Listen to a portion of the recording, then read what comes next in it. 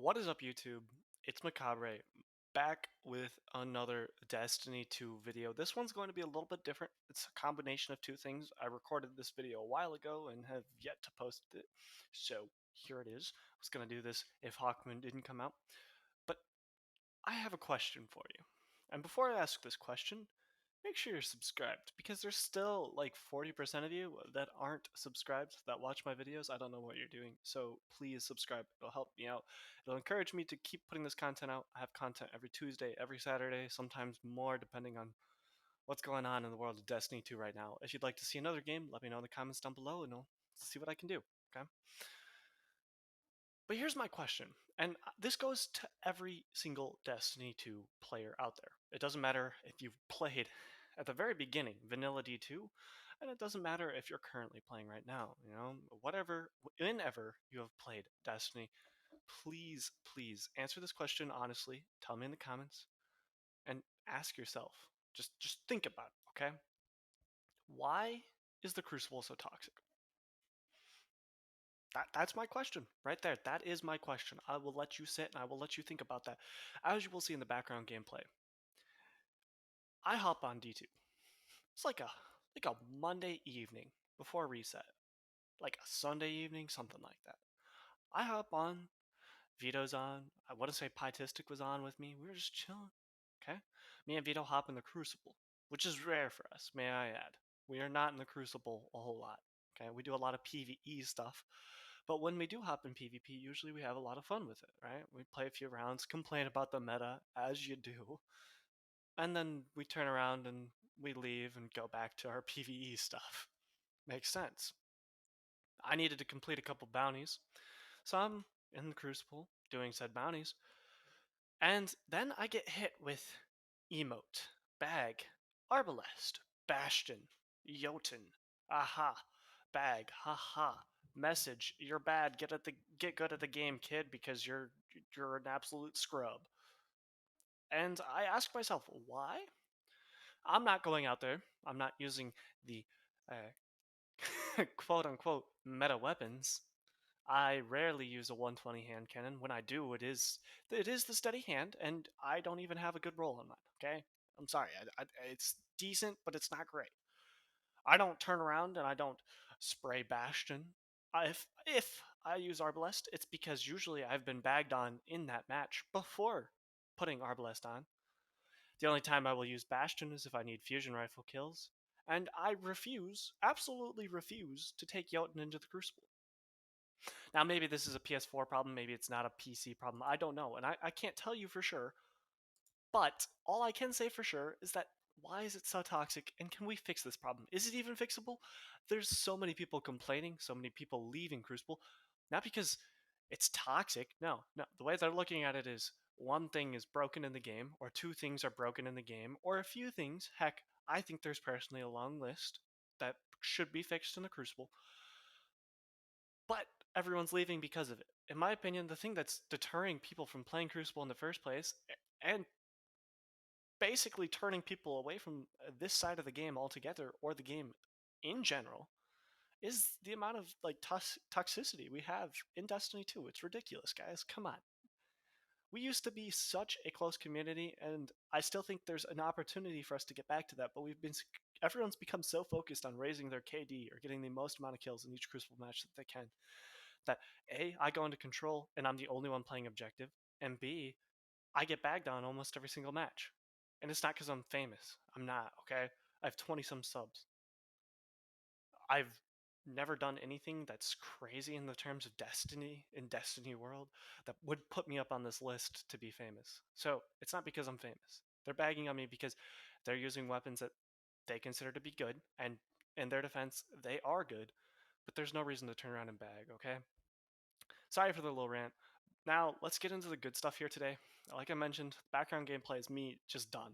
This is me emoting, trying to get someone to be nice to me. I run into two people, but then my teammates turn around and absolutely obliterate them. So, thank you for those of you who were nice to me while emoting in the Crucible. Thank you. Bless up. Let's get into this week. The time I'm recording this, it is the 22nd, so it's 2 days, one day after the TWAB came out. And oh my goodness, oh, let's go. There's some good stuff. This is during season 12 leading into season 13. Here's what they had to say.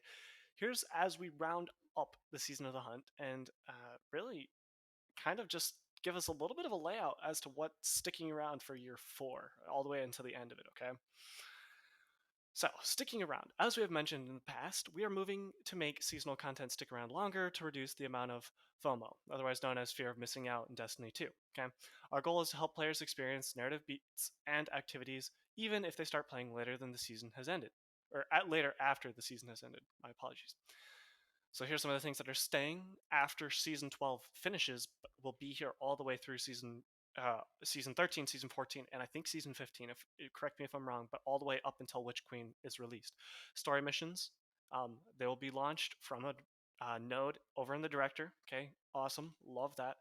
Wrathborn hunts, those are sticking around. Let's go. We'd love to see that. Some of those weapons are really, really fun. And while I have pretty much all the god rolls that I could ever want, maybe the meta shifts and who knows, that SMG friction fire becomes god tier with these two perks and you need it in Crucible. I don't know. We'll see what happens.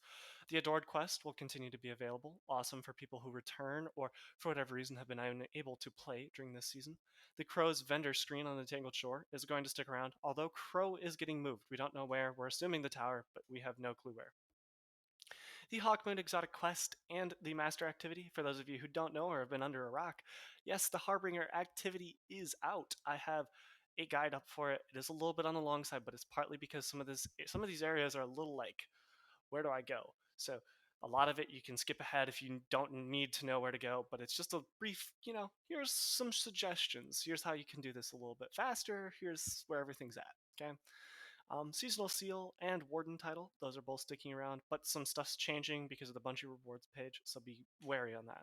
And then here's some things that are not going to be available any longer at the end of the season, obviously. The Crow bounties, so if you're saving those up, get rid of them. They're not going to do you any good. Message from the field, Seasonal Artifact, and Season Pass, obviously. Well, we'll get new ones of those.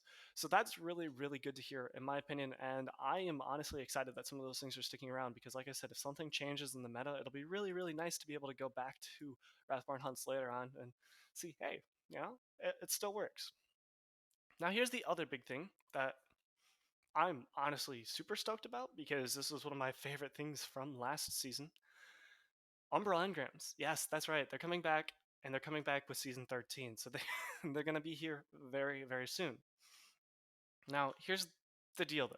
They're getting changed a little bit.